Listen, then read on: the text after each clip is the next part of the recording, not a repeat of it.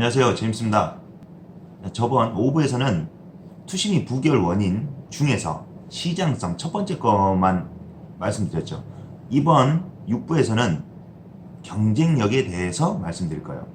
내용이 많아서 조직 역량이나 아니면 투자 횟수에 대한 것은 또 다음으로 설명을 드리도록 하겠습니다. 경쟁력 또는 차별성이라고 그러죠. 하이테크 기업의 경우 기술적 독보성과 지속성에 대한 확신이 부족한 경우가 있습니다. 높은 기술력을 필요로 하는 하이테크 기업은 벤처 투자 대상으로 봤을 때 매력적인 면이 있어요. 확실히. 하지만 투자 심사형마다 하이테크 기술 기업에 대한 선호도가 명확히 구분이 되기도 합니다. 이는 매력적이다 또는 난해하고 잘 모르겠다처럼 극과 극의 평가로 나뉘어지는데요. 하이테크 기업이라면 당연히 제일 중요한 것이 기술력이겠죠. 투심위에서 가장 쟁점이 되는 사항 역시 기술의 독보성 또는 기술 경쟁력입니다. 하이테크 기업이 투심위에서 부결되는 경우는 대체로 세 가지로 정리할 수 있습니다. 첫 번째, 고도의 하이테크를 개발하는 업체일수록 해당 기술의 내용이 상식적으로 잘 알려져 있지도 않고 비전공자나 비숙련자가 이해하기 쉽지 않습니다. 투심위원들이 투자에 대한 전문가인데 비해서 엔지니어는 아니죠. 그래서 완벽하게 이해 못하는 경우가 있지 않을까요? 이런 경우에는 IR을 할 때부터 스타트업 창업자 또는 대표이사가 기술에 관련된 내용을 이해하기 쉽게 충분히 설명할 수 있어야 됩니다. 그 연습도 한번 조금은 해봐야 되겠죠. 두 번째, 신기술을 다루는 기업이라면 절대 빠지지 않고 나오는 이슈가 캐즘입니다. 캐즘이란 뭐냐면은 새로운 기술이 초기 수용자, 한마디로 이노베이터, 얼리 어답터 이런 사람들의 흥미를 유발하는데 대중적으로 확산되지 못하는 현상을 말합니다. 그냥 흥미만 있는 거죠. 단편적으로 봤을 때 마케팅이 부족해서일 수도 있고 단순히 그냥 흥미거리 아이템일 수도 있는 거죠. 시장조사기관 가트너의 하이프 사이클 있어요. 검색해 보시면 나옵니다. 이런 것도 동일한 맥락에서 기술의 현재 수준을 판단하기 위해 참조되는 거라고 보시면 돼요. 인터넷에 캐즘, 하이프 사이클 검색하셔서 나의 기업이 이런 것에 빠지지 않았는지 생각해 보시는 게 좋은 것 같아요. 한번 찾아보고 접목시켜 보세요. 기술 기업이라 하더라도 결국 VC가 생각하는 질문이 있습니다. 그래서 얼마나 벌 수 있는데? 당연한 거 아닐까요? 그냥 돈 주겠습니까? 뭔가 얻으려고 돈을 투자하는 거잖아요. 그래서 얼마나 벌 수 있는지가 가장 중요해요. 투자자 입장에서는 다른 게 중요하지 않습니다. 기술은 기업이 구사할 수 있는 경쟁력 중에 하나죠. VC가 초기 기술의 혁신성과 고수익에 베팅을 할지 고위험에 몸을 사릴지에 따라 결과가 나오겠죠. VC가 초기 기술 기업의 혁신성 이런 거에 베팅을 할지 또는 고위험에 몸을 사릴지는 어떤 것을 선택하냐에 따라서 결과가 달라지겠죠. 세 번째, 시장이 발전하고 경쟁 상황을 봤을 때 스타트업이나 벤처기업이 기술 주도권을 대기업에 뺏겼다고 판단되는 경우가 있습니다. 혁신적인 기술 아이디어는 스타트업에서 시작되는데 어느 순간 글로벌 대기업들이 미래의 신사업으로 육성할 계획으로 뛰어들었다면 투심위에서는 가장 강력한 경쟁자가 생긴 것으로 밖에 생각할 수 없겠죠. 그래서 투자가 부결될 수 있습니다. 대기업들이 이렇게 시장성과 발전성과 수익성이 좋겠다 싶은 것은 스타트업들이 일을 다 하고 낼름 먹어치우는 전략을 은근히 많이 사용합니다. 또는 투자받기 위해서 갔다가 기술을 뺏기는 경우도 있어요. 그거 조심해야 됩니다. 그래서 기술을 어떻게 해야 되냐? 혹시라도 대기업이나 아니면 어딘가 간다. 그럼 그것을 미리 저작권을 걸어놔야 됩니다. 그러면 뺏기지 않아요. 다 써놔야 됩니다. 그리고 저작권을 걸어놔요. 글도 저작권 걸 수 있습니다. 저작권을 거는데 얼마 하지 않아요. 쉽습니다. 저작권 등록하는 것도. 그런 다음에 이 기술이 내 것이다. 이 아이디어가 내 것이다. 라는 것을 초기라면 그런 걸 해놓고 어딘가 가서 브리핑을 했는데 만약에 뺏겼다. 그것을 증거로 상대방들과 법적으로 문제를 해결할 수도 있겠죠. 그런 준비를 해야 된다는 거예요. 그렇게 뺏기는 경우 있습니다. 스타트업은 이러한 점을 주의해야 되고 빠르게 현명한 판단을 해야 됩니다. 해외에서는 이런 스타트업들을 대기업에서 인수를 하지만 국내 대기업들은 기술만 쏙 빼가는 방법을 많이 사용하기 때문에 창업자 입장에서는 다양한 플랜 A, B, C들을 가지고 있는 게 좋겠습니다.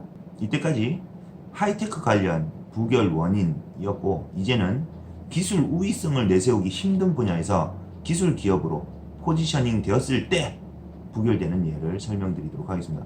기술이 적용되기는 하지만 이미 보편화된 기술이고 후발주자 및 경쟁자가 충분히 등장할 수 있는 경우라면 기술 기업으로 포지셔닝 하는 건 전혀 도움이 안 됩니다. 기술 기업이라면 그 기술이 얼마나 독보적인가 라는 투심이의 첫 질문부터 통과하는 게 쉽지 않겠죠.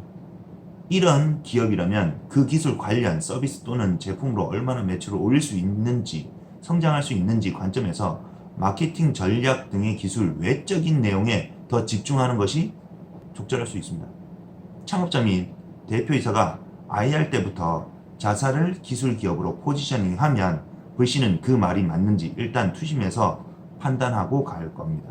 기술 우위성이 있다면 경험적으로 제3자에게 자신을 어필하는 데 확실히 도움이 되는 것은 맞습니다. 하지만 하이테크 기업이라고 해서 항상 투심이를 통과한다고 볼 수 없다고 말씀드렸듯이 사업을 얼마나 잘 하느냐의 관점에서 마케팅 역량이 VC의 투자 의사 결정에 더 큰 포인트를 줄 수도 있습니다.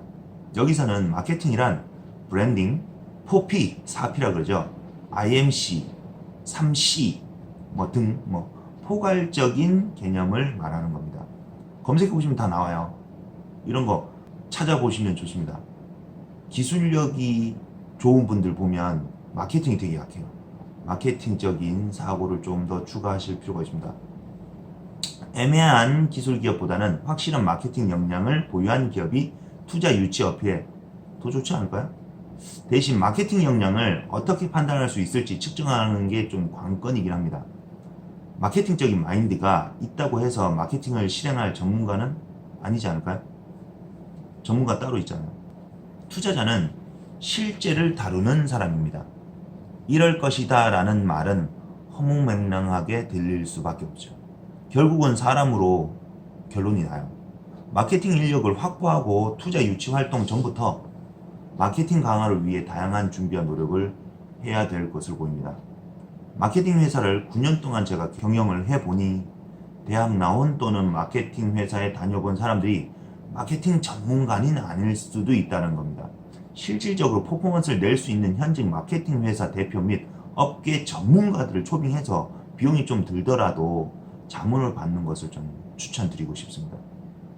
이번에는 머니게임 또는 쩐의 전쟁으로 고착화된 분야에서 생존의 우려가 보일 때를 설명드릴게요.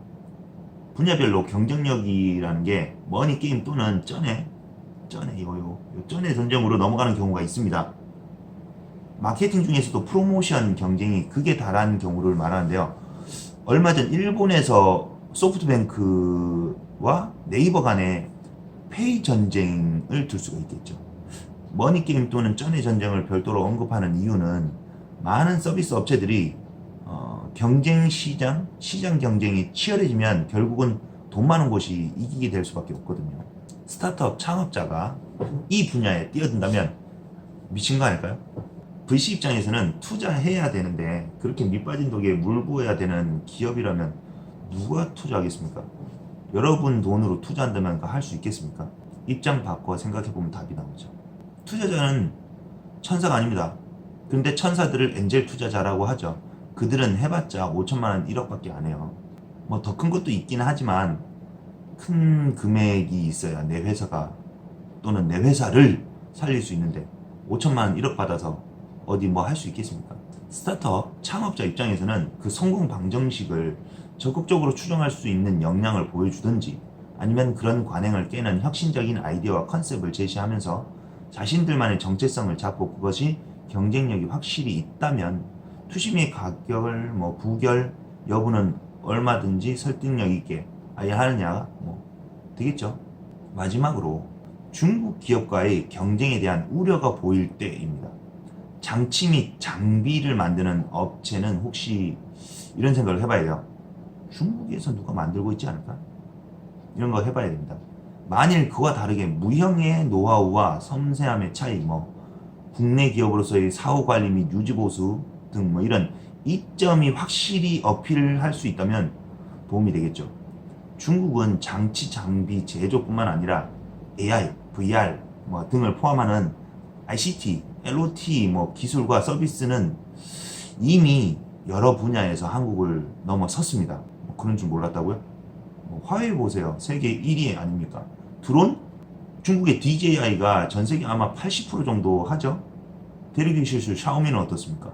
따라서 막연하게 중국 진출 계획만으로는 뭐 제 입장에서는 포기하라고 말씀드리고 싶습니다. 설사 중국 진출을 하지 않더라도 지리적 접근성 때문에 거대 내수 시장을 발판으로 한 거대 자본으로 중국 기업이 국내 진출을 더 잘할 수도 있어요. 국내 시장 경쟁조차도 중국 기업이 등장해서 쉽지 않은데 그것을 VC 투심위에서 좋은 포인트를 얻을 수 있을지 화이팅을 외쳐드리고 싶습니다. 자, 오늘은 어떠셨나요? 얻으신 게 있는 영상이었나요? 자, 다음 영상에서는 조직 역량 그리고 투자 회수에 대해서 준비를 해보도록 하겠습니다. 얻으신 게 있으시다면 좋아요, 구독, 알람까지 하시면 너무너무 좋고요. 얻으신 게 있다면 그런 것도 해주시는 게 적절한 가치 교환, 가치 전달 아니겠습니까? 근데 저는 이런 영상을 만들면서 얻는 게 있습니다. 공부가 많이 돼요. 이 영상을 만들기 위해서 저는 대본을 씁니다. 그리고 그것을 하면서 공부를 해 놨어야 되고요. 그럼 영상을 찍으면서도 공부가 됩니다. 이렇게 말하면서도 머릿속으로 정립이 되죠. 그래서 공부에 도움이 많이 돼요. 그리고 이런 영상을 준비할 때 다양한 것들을 생각해 봅니다. 그렇기 때문에 저도 얻는 게 있어요. 여러분들도 얻는 게 있으면 좋겠습니다. 좋아요, 구독, 알람 눌러주세요. 제임스였습니다.